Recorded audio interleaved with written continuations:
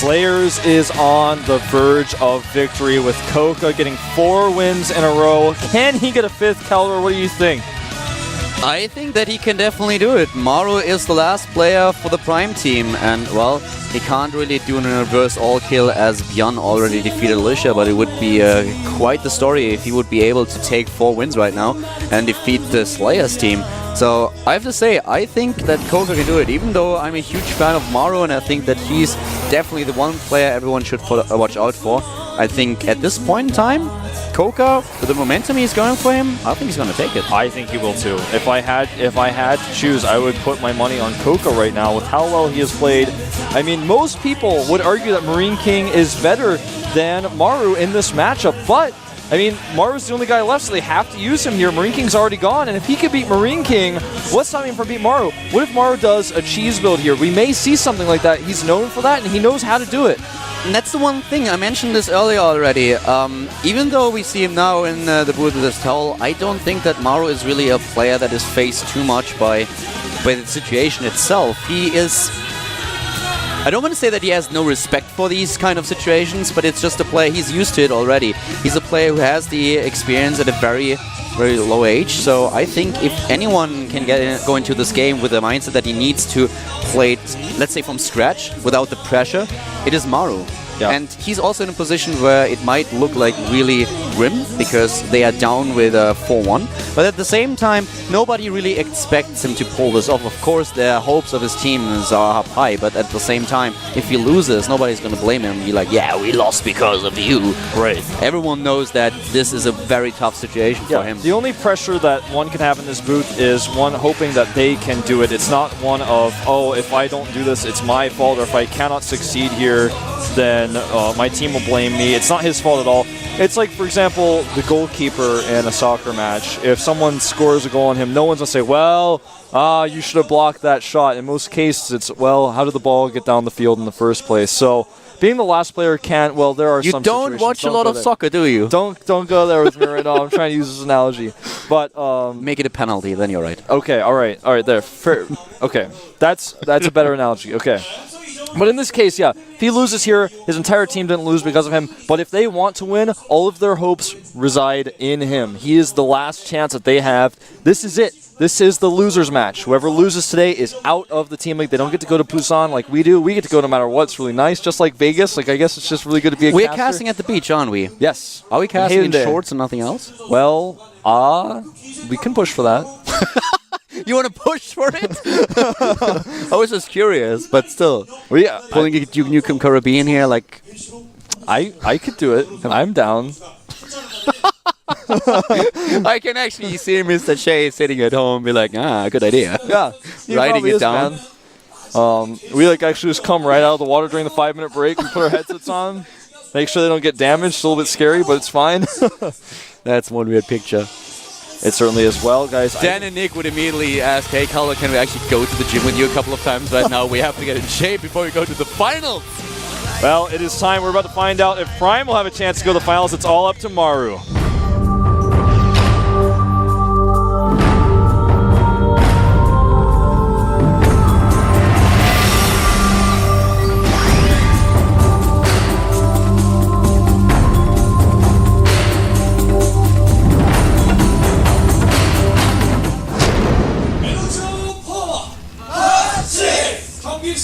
And here we go, ladies and gentlemen. It might be the last match of the day. Slayers has 4 points. Prime is only at 1 currently. And to the bottom right, this is their last player. The last Prime player. It's the Terran in the red. His name is...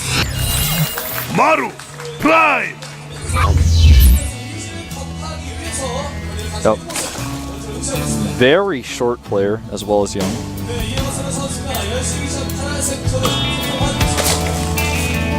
I like the guy. I really do too. He's still looking like this mafiosi, like, yeah. Luigi. Kill him. His opponent at the top left in the blue, 1 game away from the all-kill. His ideas. Slayers Coca! Here we have Coca, 4 wins already. I spoke to Sella during the break. Coca unbeatable. Zerg OP is what that says at the bottom. I spoke to Sella, and he said he is very confident this will be the final match. He thinks that Coca will take it 100%. I asked him during the break if he was happy, and he looked at me and was like, no. Like, why? It's looking good. Yeah, but no win yet. Now, He's right. Look at the build we're seeing, by the way. It's 12-12, 2 racks, not proxied. It's going to be a 2 racks expand. This is a very old build. It's hardly ever seen in competitive play anymore, but it is cool, and I like it. Marine King is actually one of the first players to do this almost every game. Well, the Marine Prince is using it, and we've all seen how well he actually can micro and how refined his builds usually are.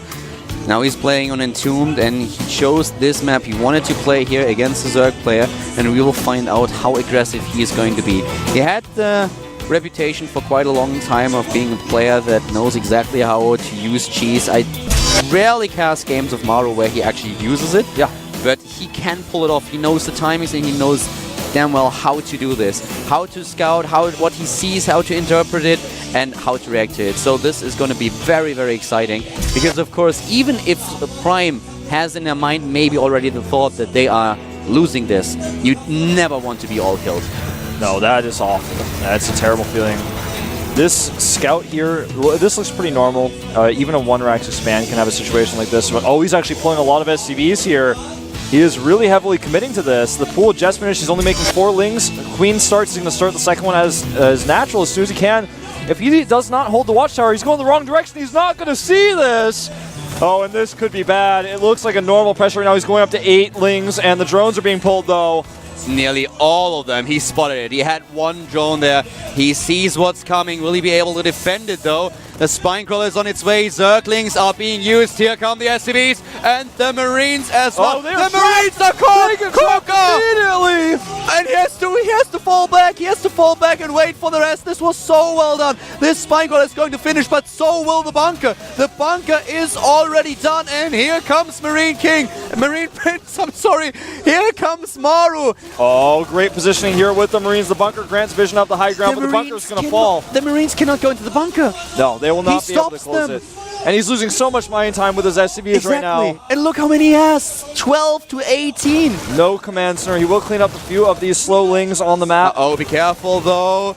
Too many lings that died without doing anything at all. Yeah. Very well executed here by Maru.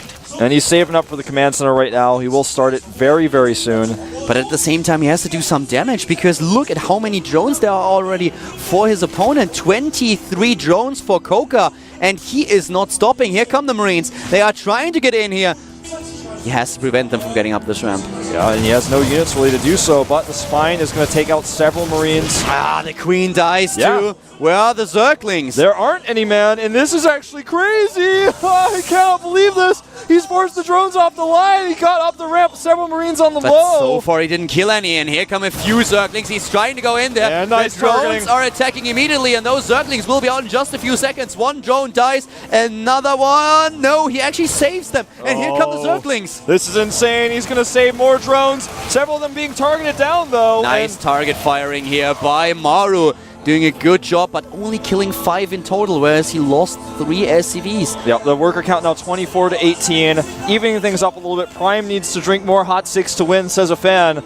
Second command center going down for Maru now, which will put him up to 3. But he is in a tough spot. I mean, yeah, he evened things up quite significantly there, but his opponent, he still has the natural, and he still has double drone production. He lost the Queen as well, though. That's something that we really need to make very clear, because that's a lot of production lost. But in general, now we have definitely a very nice and comfortable advantage for Coca. He defended well against it. His opponent lost mining time. He's far ahead in workers right now. So far, he's only up against 1 orbital, therefore it's only 1 mule. A lot of time lost here on the Prime player, and Coca goes straight for 3 gas. Hey, here come a few Marines. He still has units on the map. He is not easing down on the Marine production. And repositioning of the Spinecrawler will help Coca a lot, because now it's going to be much harder for those Marines to actually sneak by and get into the main base. Yeah, and, well, he's going to go for this aggressive move the exact same way. And speed is not even started, of course, but he's cut gas out of the picture. He does end up falling back. He's going to check for the third base now with his Marines. And against purely slow lings, he feels pretty comfortable with this. Sees no third. Going to even try to attack the lings attacking the rocks. And, I mean, he's delayed the rocks. The drone can't take a third right now. This is very frustrating, but I like what Maru is doing here. He's just using any options he has very safely, very carefully. Look at this. Picks off a slow link, pulls back. I love just these little pokes. And here comes the Baneling nest, and we have a lot of Zerglings already. Is he going to go for this mid-game Zergling Baneling aggression that we've seen? He already researches speed. And Maru, he is not stopping at the factory. He's actually going for a double factory, not transitioning straight into a starport. Yeah, we may see dangerous. Blue Flame. It's entirely possible we see double reactor factories, but I don't think that's going to be the case. He does not know about all the lings on the high ground here, so he might overextend himself if he's not careful. The Queen doing so much extra damage as well as the Spine. He's taking out some lings, but he's losing a lot in the process, and uh-oh. Maru is completely exploiting the fact that his opponent does not have the speed upgrade yet. Yep. And he is forced back, but he still doesn't know about all the lings. And when he loses that many Marines, it's a good trade on the surface, but he doesn't know that the possible Baneling aggression is going to follow this up. This is not only possible, this is definitely going to happen as Koka completely shut down his drone production. He cut drones and he's only focused on links, and look how he hides them. Yes. He actually tries to take down these Marines with only the speed upgrade, and this will finish in just a few seconds. He does such a great job. All of those Marines are going to die. He does not even... Now he knows about speed. Now he knows about it. And now he's going to lose. If he hides this well, he's going to lose all of his Marines on the map. Oh, and he will. He hides everything too. But remember, Maru back at home has a 4 barracks wall. It's not going to be easy to break through that, but he certainly can. Look at the gas. There will be like 20, maybe a little bit less Banelings. He will break through this. The question is, how much damage will he do after this? And there they are, 25 of them. That's going to be certainly enough. Wow. I think Maru just may die. He does not have a bunker, not even one. Played this so well. He just hit his Zerglings the entire time, and Maru with Blue Flame, that won't be ready. That will not be ready. He's not going to have a single siege tank. Oh, no God. bunkers. Here we go. 25 Banelings rolling in. And he's going to stop Stim. The reinforcements are building. He tries to escape with those SCVs, trying to escape on the high ground. Here come the Banelings. They blow them up. Is he taking down the rest? Is he taking down them all? And yes, he is. He's moving in with everything that he has and surrounds the first few aliens. Moves Baneling his opponent's face, and the Prime player will Maru pull this off. So many Banelings dying, and the reinforcements, they're on their way. They are indeed. God. So many SCVs dying. He's got nothing left. He's got nothing. Koka is going to do it. Only 2 Marines left. 1 Hellion, 2 Hellions. The Banelings chasing the SCVs, and Koka is just seconds away. It's just so close to an all kill, to all killing the Prime team. Maru is down to 20 supply, 16. This is it. This is it. The Zerglings in the mineral line. The Banelings and the Zerglings chase down every single attack unit that Maru still has left. And here come more and more reinforcements streaming across the map. Slayers Koka, he's done it. He has indeed. He has secured an all kill, and Prime will advance, or rather, Slayers will advance, Prime will not. And this is just an unfortunate GG. Well done. A great defense, and then an excellent follow-up. So well done with hiding. He even showed a normal amount of Zerglings about 3 or 4 times. His opponent had no idea, and that is it. He hit this so well. He did such a great job. Small amounts of units to hunt down these Marines, and oh my god, is Jessica happy. All kill. And that is a happy Slayers team, and Koka deserves their praise. Looking so good today, beating every single player he faced. All 5 of them. Yeah, down she wants him. to touch this hand, doesn't she? I would too. You probably will. I probably will. That is absolutely true. Wow. And here we go. Boxer leads the charge, and he is the man today. We have the all kill by Slayers Koka. Oh, they have to be careful. And who did he just kick in the head? I'm not sure. He's got to be careful about that. But so well done. Extremely well done, indeed. And drink the hot 6. That's all there is. That's all there's left on the Prime bench there. Very unfortunate loss, and it shows on their faces how they feel, but they just could not stop one man, and that's the worst way to lose. Getting all killed in the GSTL, that is probably the worst fate that can happen to you. And while Slayer certainly is happy, they prepared for a very tough match, and we talked to Sela earlier, we talked to the Slayers team, and they were prepared for a really hard fight. In the end, they needed one player to make this happen, and Koka just played so well. He took down Björn, he took down every single one of them. Creator, Boom Boom, MKP, and Maru. Great games here by Koka, and wow. I'm impressed. I'm really impressed. I am really impressed. And at this stage of the GSTL, this is something that we rarely see. This is like, wow. Yeah. I mean, with these two teams in the losers match, like you said, they're really, really strong teams. It's not, you know, a lesser-known team or a team that doesn't have as many results. This is the champion team that we're talking about here. They took down the champion. Koka took down the GSTL champion. All by himself. Watch out, other teams that face Slayers later on, because you got to fight this guy. Well, Koka certainly is going to be on the scoreboard of best results per player now, that's for sure. Oh, yeah. And guys, this was really, really impressive. I mean, not only that he won against Marine King on Antigua, but then he plays against Maru. Maru with his early aggression. A lot of players would have had a huge problem. And he pulls his Jones immediately. He forces him back. He makes sure that he cannot access the bunker. And of course now, we're having an interview with our MVP. And with Jessica, I guess. 안녕하세요. 네, 2적 후 첫 MVP 거기다. So here we go, Koka, the man of the day for the Slayers team. 우선은 제가 팀 이적하고 처음으로 올킬 했잖아요. 그리고 GS에 나갈 때마다 항상 결과가 안 좋았는데 그래도 이번에 좀 좋은 결과. After switching his team, he was very happy that he was all killing, and he was not able to do well in the GSTL just yet, so he was very happy that he came through for Slayers today and that he was able to pull off this victory. 레드에서 항상 조용히 바코드라는 아이디로 열심히 연습을 했는데 대회에서 항상 성적이 안 좋더라고요. 그래서 좀 실망하고 했는데 오늘 He switched his Battle.net ID after the incident and practiced very, very hard with his new ID. 앞으로 저를 좀 더 믿어주세요. 네, 최종권 전까지 간 이상도 결승전 4강 또. Okay, he basically directs the next statement to Jessica, and he asks her to trust him more in the future. Well, I think after this loss, that's basically guaranteed. 이야기를 나눠봐야겠죠. 네. 오늘 탈락하면 어쩌나 좀 걱정이 많으셨을 것 같은데 기분이 어떠세요? And we have the Slayers coach. 사실은 저희는 이제 양준식 선수가 올킬을 해줄 거라 생각하고 그렇게 믿고 있었는데 양준식 선수가 못 해줘서 좀. I was thinking that Alicia might actually all kill today, but instead it was Koka. Didn't expect Koka to do this well today. 본인 스스로를 이기지 못하는 게 있는 것 같아요. 그러니까 주눅이 들었던 그런 마음을 본인이 자기 마음을 케어를 못해서. Koka tends to be nervous in matches since the incident, and he wasn't very confident in himself. And he was a little bit scared to play broadcast matches.